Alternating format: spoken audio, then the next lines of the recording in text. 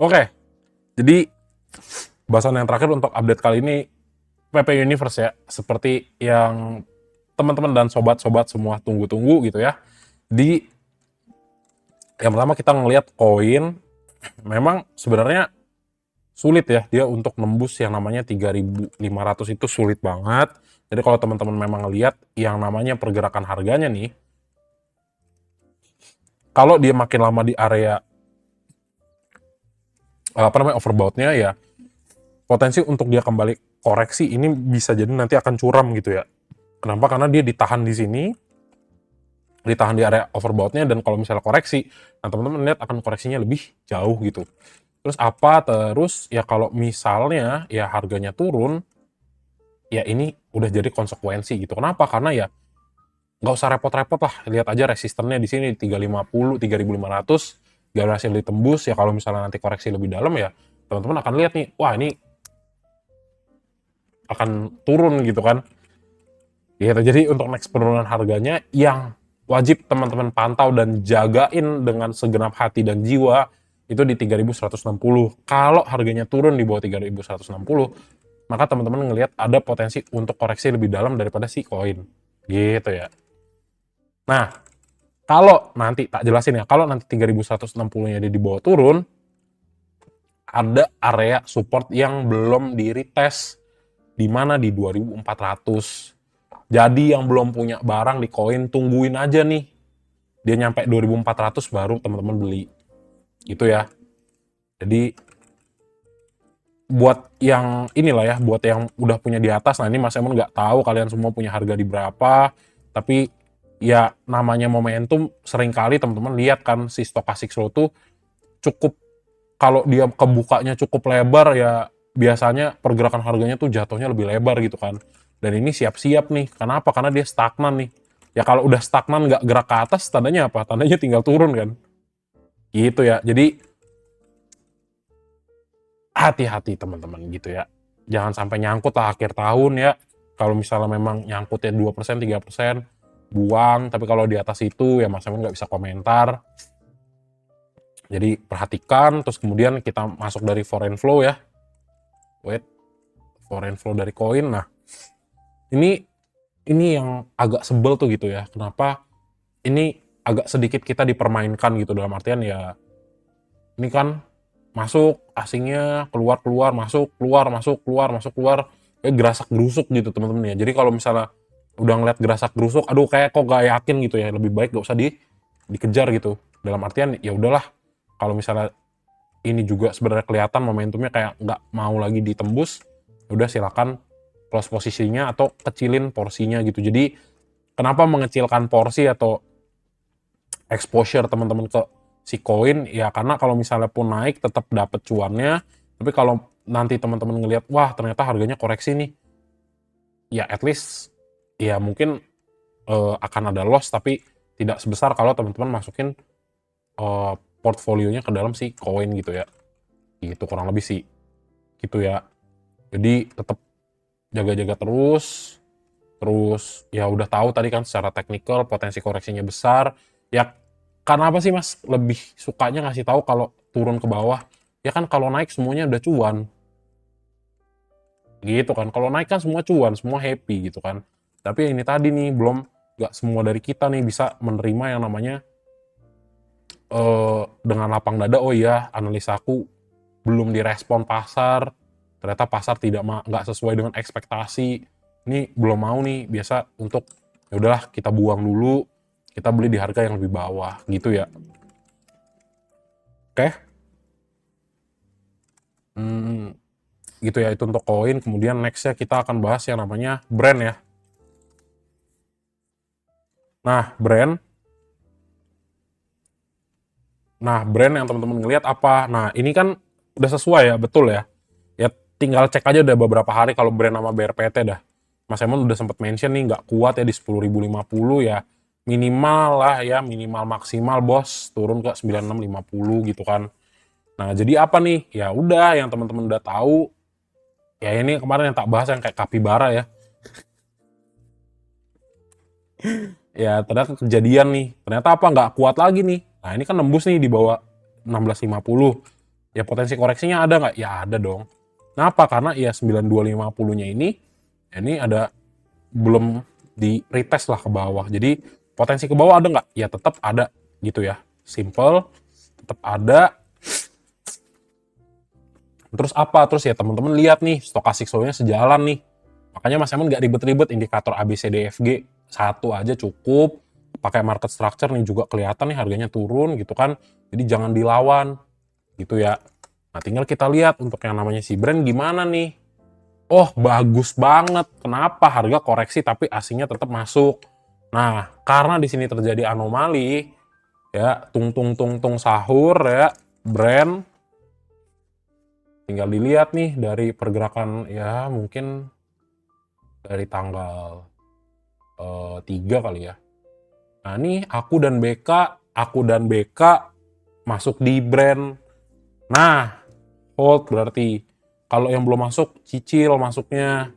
Yang buang XL, YP, XC, inget tanggal 25 targetnya MSCI 2002 terakhir ya, MSCI rebalancing terakhir gitu. Jadi yang masih punya di bawah ya congratulations, mungkin teman-teman akan dapat lebih tinggi. Tapi yang belum punya barang, kalau misalnya mau masuk ya di brand, coba masuknya bertahap dulu ya, kejar sampai final rebalancing di tanggal 25 gitu ya. Tapi kalau misalnya teman-teman yang udah holdnya dari lama-lama banget ya, misalnya kayak dari Agustus 2025 hold sampai tua gitu ya. Tuh. Nah, ini karena juga kan momentumnya belum terbentuk lagi nih kalau dari stochastic slow ya. Masih deres ke bawah ya, potensi untuk lanjutan turun ya masih ada di brand. Memang sahamnya mahal tapi memang sebagus itu ya Pak PP ya. Gitu. Udah, kurang lebih begitu. Asik, enak kan? Oh, asingnya beli semua. Nih, sorry. Nih, foreignnya beli terus, konsisten 70M, 70M, 70M.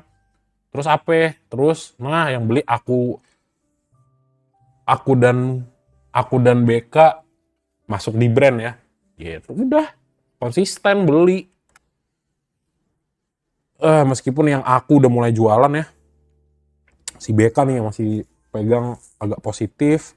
Ya mungkin kita coba lihat ya dari seminggu tanggal 10 masih akum ya berdua, udah buang sedikit, coba dari 17 ke 18. Ini aku yang masih beli ya. Tipis-tipis, ada RX juga. Retailnya masih akum. Ya gitulah. Tapi kalau misalnya koreksi, mungkin kalau ngelihat ini udah setengah jalan ya, ya potensi paling 1250 terus bangkit lagi. Potensinya gitu ya. Gitu, oke? Jos. Lanjut ke BRPT ya. Nah, nih BRPT ya. BRPT teman-teman ngelihat dari hari Minggu juga sebenarnya udah Mas Emon mention kalau misalnya nanti nggak kuat ya ke nembus 3.800, teman-teman lihat ada potensi untuk koreksi.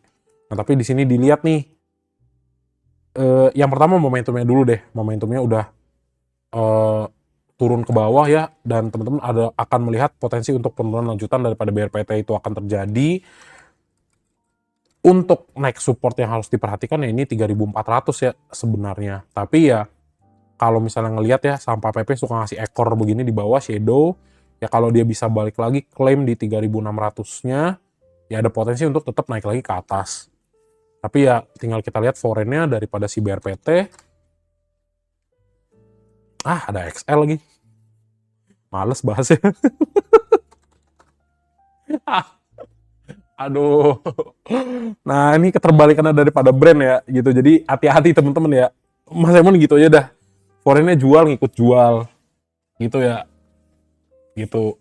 Foreign-nya jual ya, dan ini gede juga. Jadi please hati-hati jangan sampai nyangkut. Saham Pak PP bagus. Kalau misalnya nggak yakin, keluar dulu, koreksinya udah dalam, baru masuk lagi gitu ya.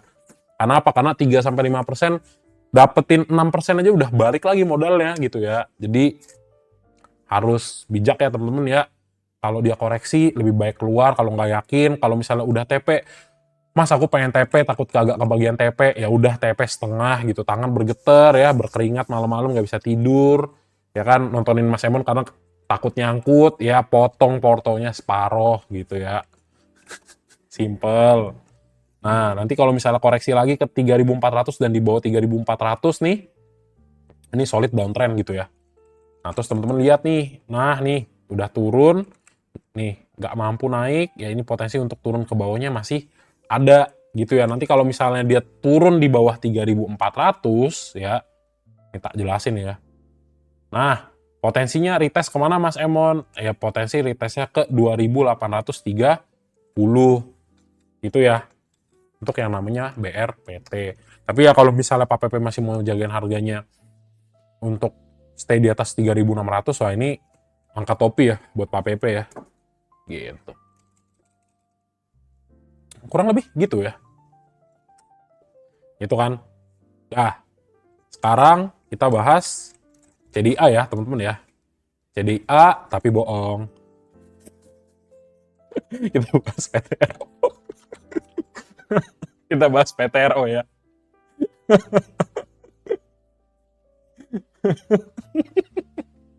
Oke. Jadi untuk PTRO berikutnya, teman-teman ya. Ini juga sama ya. Ini juga sama untuk PTRO. Ya, jadi teman-teman ngelihat PTRO juga udah mulai dead cross ya di posisi atas, di posisi overbought. Ya ada potensi lah untuk yang namanya pergerakan ya, penurunannya ini harus teman-teman antisipasi lagi. Kenapa? Ya ini udah tiga hari kagak bergerak ya, tinggal dilihat untuk closing price-nya nih tidak kemana-mana dan sudah mulai kelihatan ya terjadi penurunan gitu kan. Nah jadi kalau misalnya yang namanya Petro itu kembali koreksi nih teman-teman ya, ya kena 8.375 aja deh. Ini potensi untuk lanjut koreksi masih akan terjadi gitu ya. Ya kurang lebih sampai 7.700 gitu. Seandainya 8.300 nih kehit gitu ya. Posisi ini nih. Gitu. Tapi ya seandainya nih Pak PP baik banget sama kita, ditahan sideway 8.600. Nah, ini bagus banget gitu ya untuk si PT RO. Ya jadi ya sepertinya target kita tidak tercapai ya, maksimum di 9.200, tapi ya lumayan mendekati dengan target lah ya. Jadi congratulations sekali lagi yang udah dapet. Kalau misalnya mau TP buat akhir tahun, buat liburan sama keluarga, ya silahkan di TP, nggak ada salahnya TP ya. Jadi taking profit is not a crime ya. Gitu. Jadi tinggal dilihat nih foreign-nya, kalau foreign-nya udah mulai keluar ya teman-teman lihat. Wah ternyata foreign-nya masih masuk, berarti ada potensi naik, tetap ada gitu kan. Ya tapi kalau misalnya dia masih memang mau koreksi ya ditunggu aja gitu. Jadi kalau yang beruntung ya lagi-lagi siapa? Lagi-lagi teman-teman yang sudah punya harga di bawah, tinggal ngapain? Tinggal di hold gitu ya. Nah ini sebenarnya gak tahu mau turun sampai mana. Ya kalau menurutku sih potensinya sampai 8.375 ya, potensial untuk turun sekitar 4% lanjut. Nah, sama apa? Karena yang momentumnya di sini sudah dead cross ya. Gitu. Simpel kan? Tapi kalau misalnya masih ngeliat asingnya masih masuk dan masih tetap beli ya potensi naik tetap ada gitu kan. Gitu ya. Kemudian Petro sudah TPIA. Selanjutnya. Nah, ini internet sudah mulai burik ya teman-teman ya. Nah, ini TPIA. Sebenarnya kalau setup yang kemarin udah beli ya, cicil titip-titip ya.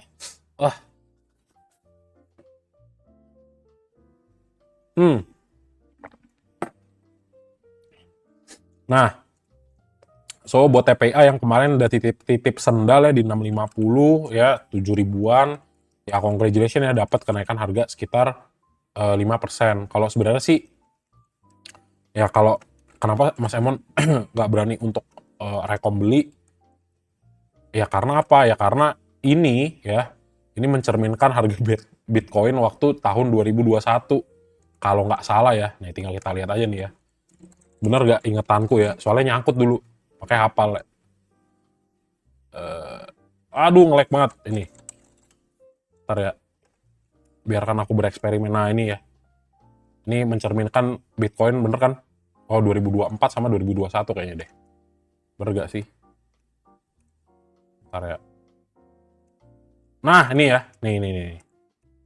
Ini kan 2021 betul kan? Nah ini mencerminkan double top formation, dia buangannya relatif gede ya. Gitu. Jadi itulah yang mendasari kenapa diriku tidak rekom si TPIA ya. Jadi ya salah satunya karena memang ini masih ada dalam, ya kalau misalnya tinggi gitu ya, ngelihatnya dari jarak yang jauh, di sini masih double top formation. So, potensial sebenarnya koreksi harus ada di bawah minimal 8.550. Kalau ngomongnya basisnya chart patterns ya, gitu. Dan market structure. Nah, tapi ya di sini seandainya kita melihat yang namanya pergerakan ya daripada si TPIA ini itu bisa tembus 7.600 dan konsistensi daripada akumulasi asingnya masih terus berlanjut dan beli terus, ya ini potensi kita bisa confirm sebagai area bottomnya gitu ya teman-teman ya. Jadi kalau misalnya 7.600 dia berhasil tembus dan terjadi peningkatan yang namanya TPIA untuk foreign-nya seperti pada hari ini, ya di sini kita bisa katakan betul-betul area bottoming daripada si TPIA. Itu aja sih. Gitu ya. Ya mungkin, nah makanya itu kan Mas Emon juga bisa salah. Ya kenapa? Karena ya kalau misalnya logika sederhananya ya di sini sudah teman-teman beli dengan harga diskon 34% ya untuk si TPIA dari pucuknya di 10.500. Gitu ya kurang lebih ya. Jadi tetap buat yang mau masuk saham-saham PPP dicicil secara bertahap. Supaya apa? Supaya ketika turun teman-teman bisa masih punya alokasi dana untuk yang namanya melakukan averaging down gitu ya. Kurang lebih gitu ya. Nah, kalau misalnya kita ngomongin based on structure di sini secara price action ya ini bagus banget, momentum dari stochastic slow baru sekali breakout dari 7.200 dan posisi candle-nya sangat solid gitu ya. Oke. Oke, bagus. Jos ya. Ini juga baru naik nih. Oke banget. Luluh. Nah, terus jadi apa lagi ya? Oke. Terus cuan ya berikutnya. Nah, untuk cuan, jadi coba comparing ya pembahasan Mas Emon ya untuk PP Universe khususnya ya. Dari kemarin hari Senin, di hari Selasa ini, ya dicek juga. Kenapa? Karena ya teman-teman ngelihat nih, yang namanya pergerakan harganya itu di bawah ya 2140. So potensial untuk dia kembali turun ke bawah 2000 itu makin besar, kecuali teman-teman melihat ya harganya bisa naik lagi ke 2140, maka beda cerita lagi ya besok ya. Gitu. Artinya apa? Artinya bagus dong dibawa naik gitu ya. Yang Mas Emon gambarkan di sini adalah kalau potensi penurunan lanjutan mendekati atau bahkan turun di bawah harga 2000, apakah teman-teman siap gitu ya. Kalau secara teknikal ya di sini udah kelihatan nih potensi untuk lanjutan penurunan harganya gitu ya. Jadi ya teman-teman harus antisipasi lah untuk penurunan harganya. Nah, untuk si cuan ya di sini ya teman-teman lihat asingnya masih buang. Jadi ya mungkin yang belum punya barang atau yang barangnya terlalu banyak, coba dipotong dulu setengah, nggak apa-apa ada loss-nya. Tapi teman-teman tahu seandainya cuan itu kembali turun, teman-teman bisa masukkan untuk di average down masih bisa gitu ya. Tapi udah tahu nih jangan terlalu agresif, coba pelan-pelan masuk lagi gitu ya. Jadi supaya lebih bijak lah kalau emang pengen ngikutin Pak PP gitu ya. Nah, tapi tetap ya teman-teman ya, seandainya nanti si bro ini turunnya di bawah 1915, ya nih potensi nih untuk tutup gap akan terjadi. Jadi ingat kan yang pernah Mas Emon bahas waktu live sebelumnya, ketika di sini buangannya gede, ya potensi sebenarnya turun ke 1700 bahkan akan terjadi gitu kan. Nanti mungkin clickbait-nya gitu ya, cuan potensi turun ke 1700 gitu ya. Kurang lebih gitu, kita melihat foreign lah ya. Kita ngelihat foreign-nya untuk si cuan juga lumayan buangan barangnya banyak, terus untuk di sini ya. Nah, udahlah nggak usah dibahas lagi ya, XL, YP, tangannya keras sekali ya untuk memegang cuan. Yang jualan siapa? Langsung Kang Guyur sama BK. Nah, tadi karena kelewatan sedikit TPIA. Nah, yang beli sih ketua AK ya. Ketua aku, ada YU juga, XL jualan. Ya kalau dia akumulasi dan ini belinya gede ya. Lumayan ya, 23% dari total volume ya yang terjadi pada dari tanggal 17 sampai 18. Untuk TPIA. Oke, tadi ini udah cuan, jadi segitu aja ya teman-teman ya untuk pembahasannya. Oke, sip. Nggak ada yang kurang kan? Udah kan? Ada lagi nggak?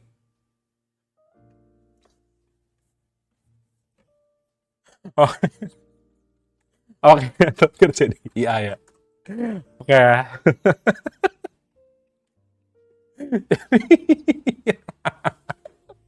Oke.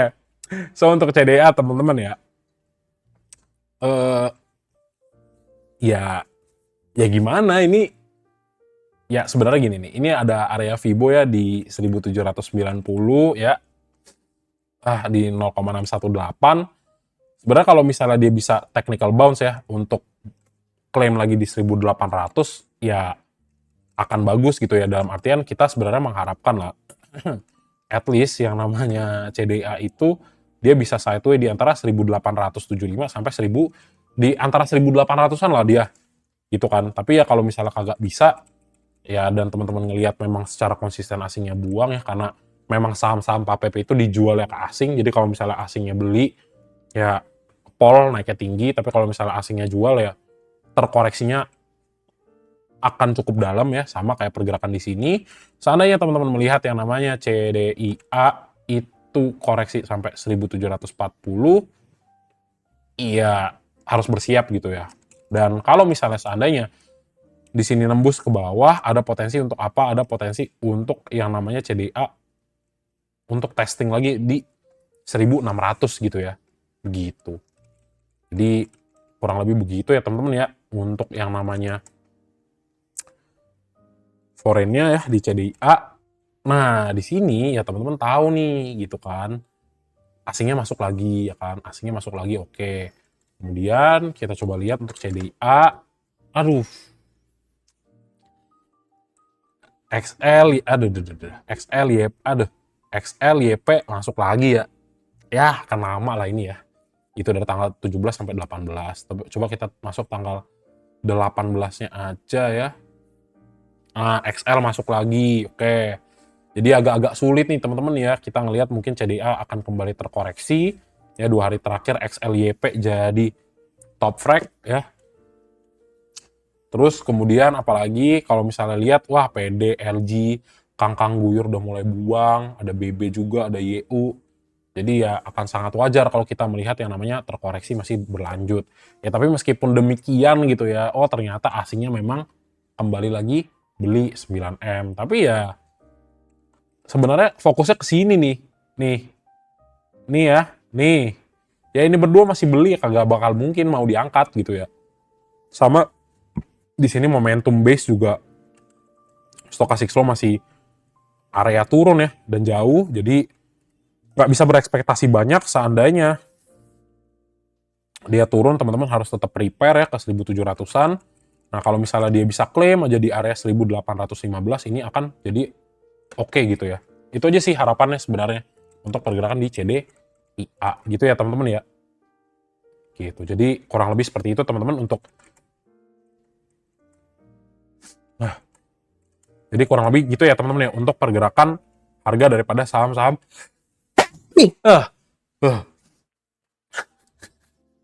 Sorry. Jadi kurang lebih gitu ya untuk pembahasan eh, saham-saham PAPP lah, PAPP Universe di update hari Selasa ya, kayak gitu.